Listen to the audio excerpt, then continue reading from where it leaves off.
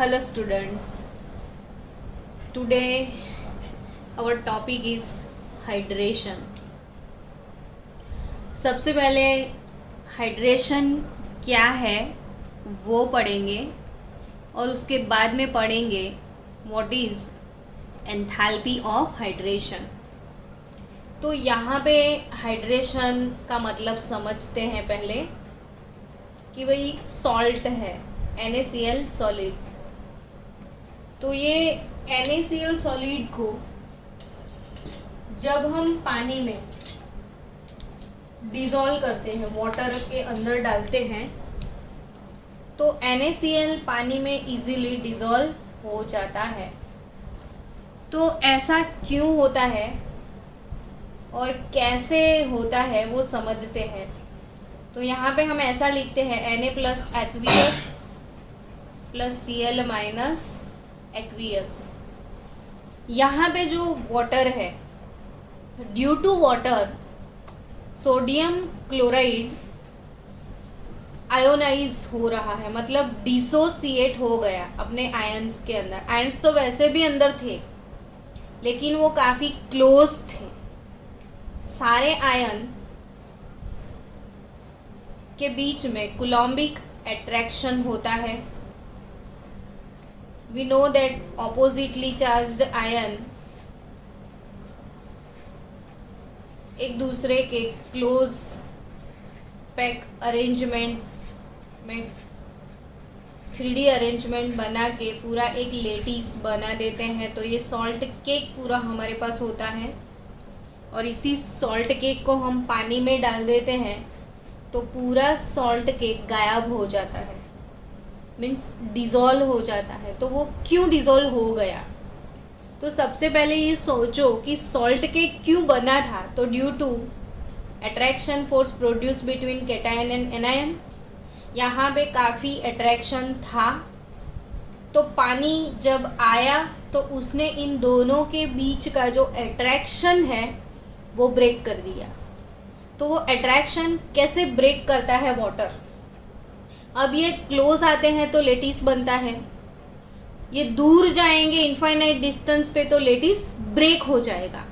वो lettuce enthalpy में भी हमने पढ़ा था. तो यहाँ पे लेटिस क्यों ब्रेक हो जाता है, तो Na प्लस और Cl माइनस जो है, Na प्लस का चार्ज पॉजिटिव है और इस पॉजिटिव चार्ज के सराउंडिंग्स में ये वाटर मॉलिक्यूल जो है, वाटर मॉलिक्यूल इसको कवर कर लेते हैं पूरा. तो वाटर मॉलिक्यूल मतलब O और यहाँ पे H. ऑक्सीजन पार्शियल नेगेटिव होता है, हाइड्रोजन पार्शियल पॉजिटिव होता है.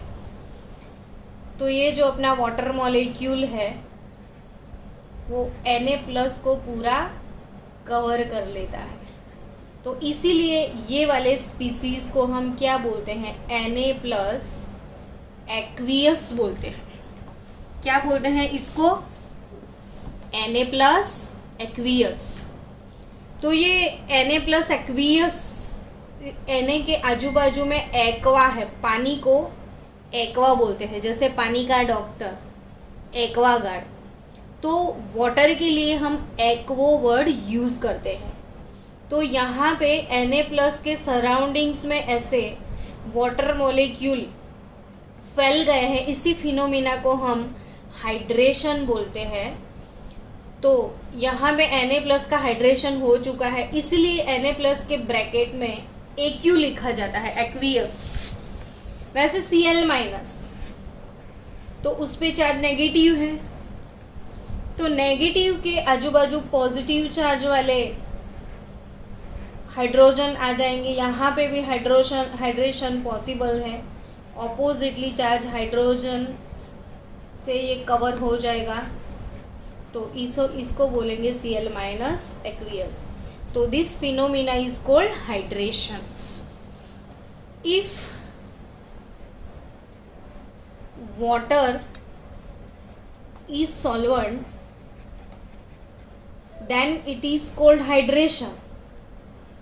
But अगर एज ए सॉल्वेंट वाटर नहीं है तो वाटर के अलावा कोई और सॉल्वेंट है, जैसे हमने उसको एमोनिया में डिज़ोल्व कर लिया या अल्कोहल में डिज़ोल्व कर सकते हैं, या कोई भी ऑर्गेनिक सॉल्वेंट में डाल दिया पानी के अलावा और कोई सॉल्वेंट में, तो यही सेम फिनोमिना तो पॉसिबल ही है। तो वाटर के ऑप्शन में यहाँ दूसरा कोई सॉल्वेंट होगा। तो अगर कोई अदर सॉल्वेंट है तो इसके लिए इस प्रोसेस को सॉल्वेशन भी बोलते हैं। तो हाइड्रेशन जो है उसका दूसरा सिनोनिम वर्ड क्या है? Solvation. But as a solvent if there is a water then it is called hydration. अब ड्यूरिंग हाइड्रेशन हीट रिलीज होता है, ये प्रोसेस के ड्यूरेशन में हीट रिलीज होता है, तो उस हीट को हम बोलते हैं हाइड्रेशन एनर्जी और एंथैल्पी ऑफ हाइड्रेशन। तो इसका डेफिनेशन है कि the amount of enthalpy when 1 mole of an anhydrous salt combines with the required number of moles of water। तो यहाँ पे Na+ जो एनहाइड्रस था वो रिक्वायर्ड मोल्स ऑफ वाटर के साथ उसका कॉम्बिनेशन हुआ, Na+ के साथ जो वाटर मॉलिक्यूल का कॉम्बिनेशन हुआ, इस फिनोमिना को हाइड्रेशन बोलते हैं। उस ड्यूरेशन में जो एनर्जी रिलीज होता है, यहाँ पे एनर्जी रिलीज होगा, तो दैट टाइम जो रिलीज्ड एनर्जी है उसको हम एंथैल्पी ऑफ हाइड्रेशन बोलते हैं। एक बार फिर से आप डेफिनेशन लिख लो। The amount of enthalpy change when 1 mole of an anhydrous salt combined with the required number of moles of water so as to change into hydrated salt is called the enthalpy of hydration। और यहाँ पे आप देख सकते हो कि ये जो कॉपर सल्फेट का मॉलिक्यूल है, कॉपर सल्फेट का लेटिस है, उसको आपने पानी में डाल दिया तो ये एनहाइड्रस था, इसमें पहले पानी नहीं था, तो ये एनहाइड्रस सॉल्ट है। तो ये एनहाइड्रस सॉल्ट वाटर के साथ कंबाइन हो चुका।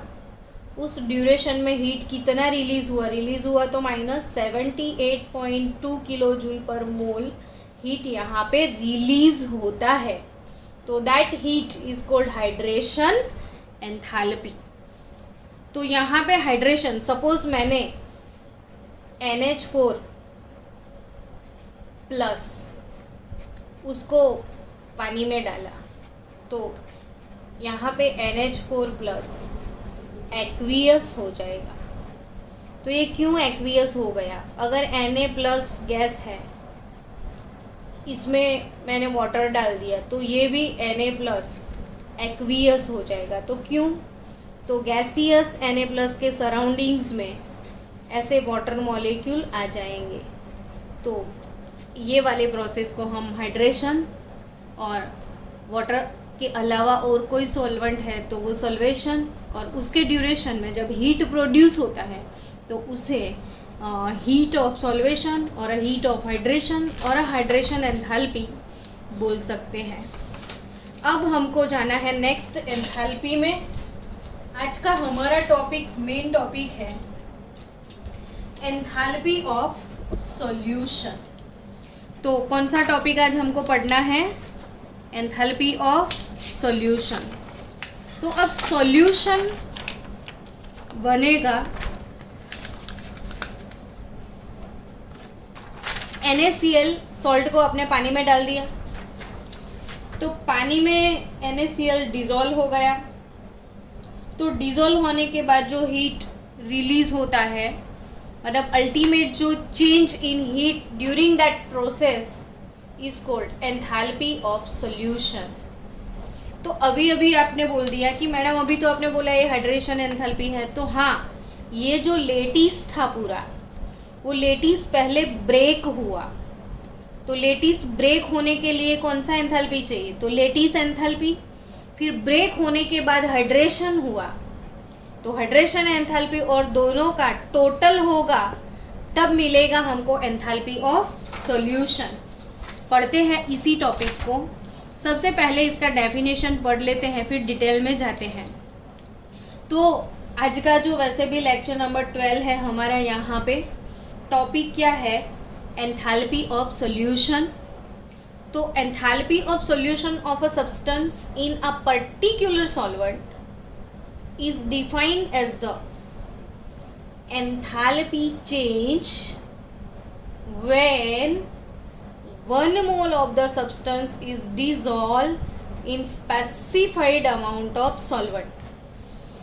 1 mole of the substance is dissolved in specified amount of solvent.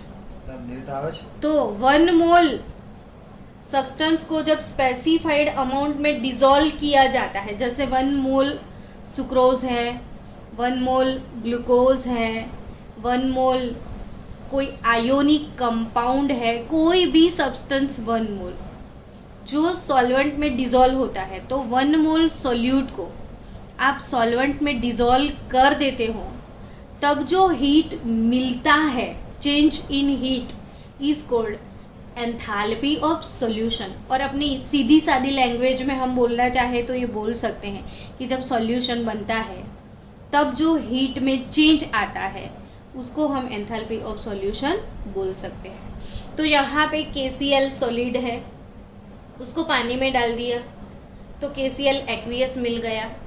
तो यहाँ पे enthalpy of solution 18.6 kilo joule पर मोल है। तो एक सॉलिड को जब मैंने पानी में डाला तो हीट यहाँ पे लिटरली पॉजिटिव है, मीन्स एब्जॉर्ब हो रहा है, that is our endothermic process, ऐसा हम बोल सकते हैं। कॉपर सल्फेट जो है उसको पानी में डाला तो उसने भी हीट रिलीज कर दिया। देखो, जब कॉपर सल्फेट इसका हम सॉल्यूशन बनाते हैं तो हीट रिलीज हो गया, तो कॉपर का पानी के साथ कॉम्बिनेशन हुआ तो हीट रिलीज हुआ। ये वाला प्रोसेस एक्सो हुआ, ये वाला प्रोसेस एंडो। मतलब यहाँ पे हीट एब्जॉर्ब भी हो सकता है, हीट रिलीज भी हो सकता है, ये एंडोथर्मिक भी हो सकता है, एक्सोथर्मिक भी हो सकता है। तो यहाँ पे बहुत सारी इंपॉर्टेंट चीज़ें हैं जो ध्यान में रखनी है, वो सुन लो ध्यान से कि भाई कॉपर सल्फेट है, जैसे कॉपर सल्फेट, तो copper sulphate, calcium chloride etcetera, copper sulphate, calcium chloride, ऐसे जो सॉल्ट है when present in hydrated state, for example CaCl2, तो CaCl2 into 2H2O होता है generally, copper sulphate into 5H2O, calcium chloride into 2H2O। तो यहाँ पे वाटर मॉलिक्यूल लेटिस के अंदर ऑलरेडी प्रेजेंट है, तो ऐसे सॉल्ट को हम हाइड्रेटेड सॉल्ट बोलते हैं। और अगर हाइड्रेट नहीं है तो वो एनहाइड्रस। तो ये हाइड्रेटेड सॉल्ट जो होते हैं, तो हाइड्रेटेड सॉल्ट को अगर मैंने डिसॉल्व किया तो वो हीट एब्जॉर्ब करते हैं। हाइड्रेटेड सॉल्ट को पानी में डिसॉल्व करो, हाइड्रेटेड सॉल्ट को, तो वो हीट एब्जॉर्ब करते हैं। मतलब ये प्रोसेस कैसा होता है, एंडो वाला होता है। यहाँ पे कॉपर सल्फेट को पानी में, ड्राई कॉपर सल्फेट एनहाइड्रस, जब मैं पानी में डालती हूँ तो ये प्रोसेस हो गया एक्सोथर्मिक, हीट रिलीज होता है। अब उल्टा जाओ, अगर यहाँ पे CuSO4 5H2O बन गया, अब इसको पानी में डालूँ तो ऑपोजिट, तो ये एंडो हो जाएगा। तो यहाँ पे हाइड्रेटेड सॉल्ट को जब पानी में डालते हैं तो वो हीट एब्जॉर्ब कर लेते हैं। तो यहाँ पे ऐसा लिख सकते हैं कि भाई कॉपर सल्फेट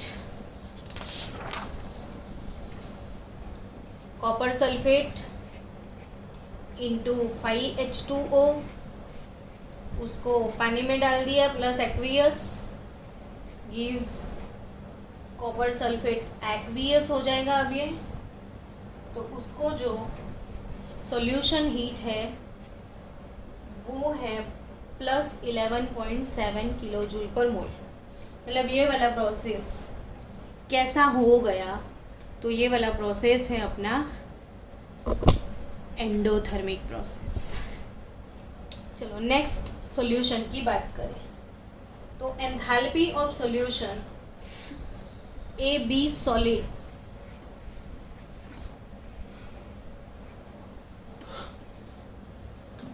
वो बन जाएंगे A plus aqueous, B plus aqueous. उस ड्यूरेशन में जो हीट चेंज मिलेगा उसको एंथैल्पी ऑफ सॉल्यूशन बोलेंगे। बट एक्चुअली ये वाला प्रोसेस कितने स्टेप में होता है? तो अभी ए बी सॉलिड है तो ए बी का पूरा एक लेटिस है, सॉलिड है तो वो लेटिस फॉर्म में है, आयोनिक कंपाउंड है तो बट ऑब्वियस लेटिस है। तो सबसे पहले यहाँ क्या होगा, ये वाले लेटिस को मुझे ब्रेक करना पड़ेगा। तो लेटिस को ब्रेक करने के लिए जो हीट होता है उसको हम लेटिस एंथैल्पी बोलते हैं। उसको क्या बोलेंगे हम? लेटिस एंथैल्पी बोलेंगे। तो यहाँ पे लेटिस एंथैल्पी मतलब अब ये जो नेगेटिव पॉजिटिव रेडिकल है ये दोनों गैस सेपरेट हो गए, मतलब A plus gas B minus gas, gaseous phase में। डेफिनेशन क्या थी lattice enthalpy? 1 mole of compound dissociate into ions in their gaseous state. That time जो हीट एब्जॉर्ब करता है उसको हम लेटिस एंथैल्पी बोलते हैं। तो ये हो गया अपना फर्स्ट स्टेप, लेटिस एंथैल्पी। अब सेकेंड स्टेप में होता क्या है? तो स्टेप 2 आएगा। स्टेप 2 जब आएगा